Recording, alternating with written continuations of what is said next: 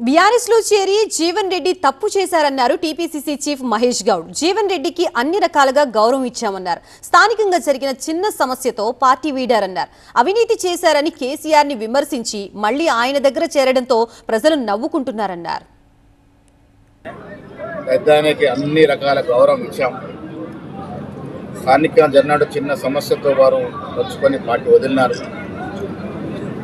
అంత పెద్ద సుదీర్ఘమైన రాజకీయ చరిత్ర నాయకుడు ఏ నాయకుడినైతే అవినీతి ఆరోపణలపై విమర్శించినాడో, ఏ పార్టీనైతే ఇన్నేళ్లుగా కర్పూరపడుతూ వచ్చినాడో, ఏ నాయకుడు కాళేశ్వరం ప్రాజెక్టు కడితే విమర్శించి దాంట్లో విపరీతమైన అవినీతి జరిగిందని చెప్పినాడో ఆ నాయకుని చెంతన చేరి ఆ నాయకుడు రావాలని ప్రజలు కోరుకుంటున్నారంటే ప్రజలు నవ్వుకుంటా ఉన్నారు.